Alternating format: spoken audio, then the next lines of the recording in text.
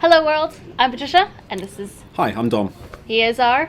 campaign designer. Yes, and we're from Creative Assembly, and we are about to do a Let's Play video on the campaign map. So, do you want to walk me through what we're going to see today? Yep, well, we're going to begin off just by showing you the front end and introducing you to the factions that we've been revealing over the past while. Sweet. This is the front end at the moment. May change a little before we release, but you get the idea. We have our factions, or our major faction groups up top here. In this case, we have Rome selected. You can see that we have the three families, the houses you can choose from. Cool.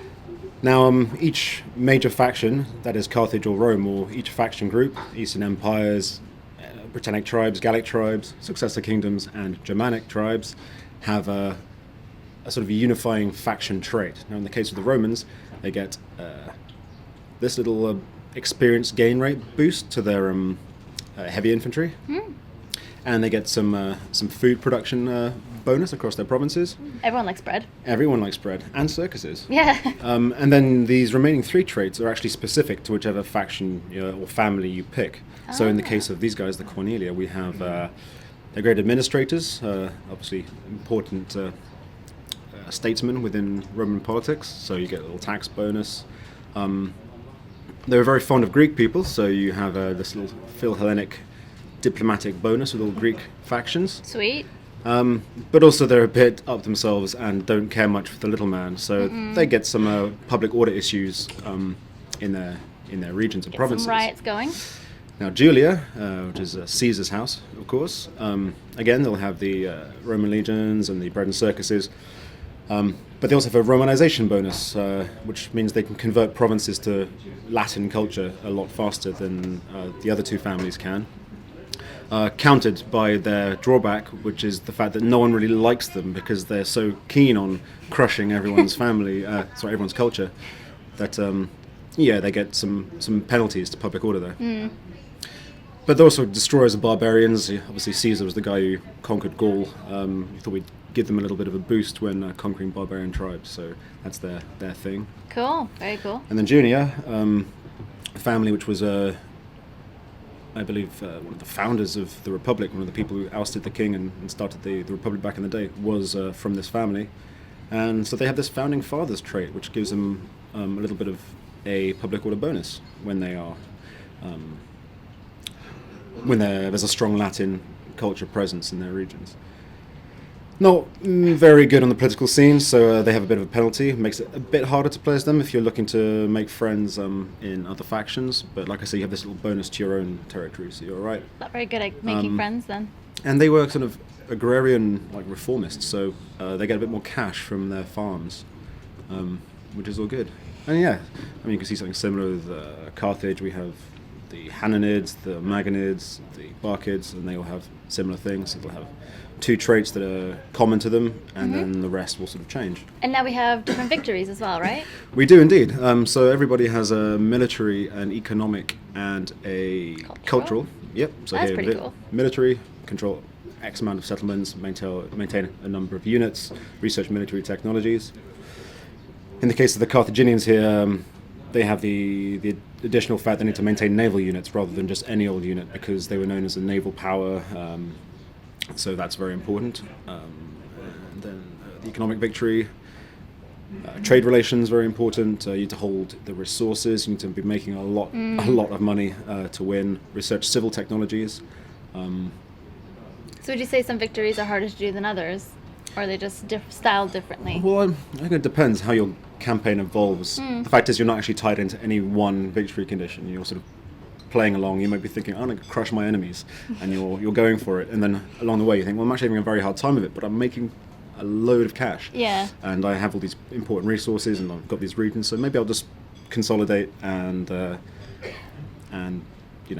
see if I can't win another way. Yeah, cool. Then, that's cool. Are we going to take a look at the campaign map a let's little take bit? a look. Yeah, we're going to look at a Carthaginian campaign we've got going on. Good. I'm quite excited to play Germanic, actually. Should be good. Why so? I don't know. I'm not sure. They actually have the coolest agent belongs to the Germanic. Their version of the dignitary is this staff bearer kind of bit of a witch, really. And she has this Oh, cool. awesome cloak with like skulls and Yeah. feathers, and she's awesome. See, I really like their type of style. I don't know, it sounds a bit silly to pick a faction just from the style that they had, but I Well, no, like them. when this dignitary agent went in, I basically looked at him like, I would play this just so I could walk around with her, and you know. Here we are. We are. Get this control. We are looking at. We're in Mauritania here. So we sort of started all the way down here. This is Carthage, our capital. Cool. We also had a huge. colony here in Lilybaeum and Caralis, as well as a small colony all the way over in Kart Hadasht, which actually means Carthage as well, but we felt it might be confusing to have several cities with the same name. Yeah. Now you'll Love it. notice, or people out there, keen-eyed people will notice that, actually no, you won't notice, because obviously we've been playing for a while here. But yeah, in the start pause, originally we gave this territory to Carthage, Oh, right. but we kind of adjusted it now, so rather than giving them the entire north of Africa, they're an interesting faction to start with because they're spread out. So here they have Carthage, they're here, and all the way over in Spain. It's a lot to manage in very different areas. You've got to really make sure you don't get overwhelmed by people. Run me through some of sort of the inner workings of a city, and maybe we can take a look at some of the politics, some of sort of the, behind the scenes things that may happen after a battle or before a battle. Well, what you're going to see here is we have an entire province, the province of Magna Graecia, which we've conquered both from the Romans and from the poor fellows of Syracuse. And by selecting one of the settlements here, you'll see we bring up the entire province panel. If we didn't own all the settlements, these would be sort of blocked out, and we need to get visual confirmation to be able to get sort of spy information on these places, see what's cool. inside them. But as you can see, we've got a lot going on here, and we are currently running an edict. This is the Stimulate Trade Edict, which gives a considerable boost to all your income from markets and trade ports. Obviously, it's you can't run these edicts unless you own the entire province. So if I say go back to Carthage, I just have the one settlement.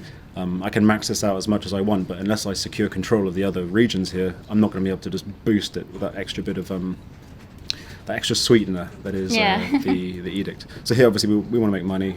We've been trying to rake it in, prosecuting many wars. Yeah, you need money. You can't kill people without money. Always need that money. But what else we can do here? We can rally the mercenaries. Now, the Carthaginians were very much known for their use of mercenaries. Their civilian fighting force was not very good. Lots of their own citizens were fighting in the navy, but so if you want to add to your mercenary units, you can, when you have an entire province, go to rally mercenaries. Ah, look at the little green. Everyone's Yeah. celebrating. Well, in this case, they're celebrating. That's a population buff. You can Okay. see there. If it's a military buff, it'll have red confetti. And cool. if you're making lots of money, then it'll be a Gold one. gold one. Yeah, so visual confirmation. You set off your edict. You get this confetti effect. You can see it across the map in other places as well, assuming other people are celebrating. But I think these guys cool. have cause to celebrate. Now you'll see here that the Etruscan League have actually kicked the Romans out of Rome, which is quite an unhistoric turn. Yeah. But hey, that's what this game's about. It's about creating the sandbox and exploring it. Making your own Making history. your own history, or letting the AI sometimes create its own history for you. So here we are. We have the overview map, which I'm sure many of you have seen. I'm sorry, we don't care about unrest right now. What we care about is the map. Is the map. Yeah, many of you have seen this in the E3 video, of course. The world is huge. Massive. And see, these are all the people I know. It's actually quite tragic because, you look at this list. Wow. See that Rome has been destroyed. Now there's lots of other people for us to kill, so it's not such a big deal. But look at all those people. Yeah. So we've done a bit of exploring. We've seen some ships around. You can see that we've got trade relations going on, and by trading with people further afield, you reveal more and more. As in Shogun 2, you have to encounter a faction before you can actually deal with them. Yeah. And you've made some enemies as well. Well, of course, not everyone is going to be on good terms. Like here, the Seleucids, for example, they have not much of a reason to like me. No. I'm dealing with their enemy. Sorry. You can see I've dealt with them in the past, so they have some goodwill. But when combined with the fact that I'm basically trading and being all pally with some of their worst enemies, Yeah. it doesn't add up very well. Are you going to try to rectify that, or are you just going to... Well, they're a bit far away for the moment. I'm sort of concentrating on this area here. Not a problem. The minute I start moving across, or if they survive and make their way across and start conquering, when we encounter each other, chances are it's going to start off very badly. Cool. Again, as someone who is, on good terms with you, we have the Celtiki, or however you want to pronounce that.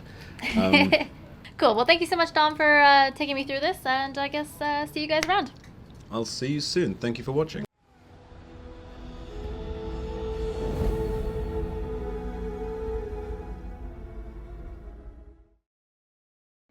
Rome 2 is epic in scale. It's a world-spanning, world-conquering game. To create that grandeur and that epic sense of scale, we need to create audio that really supports that.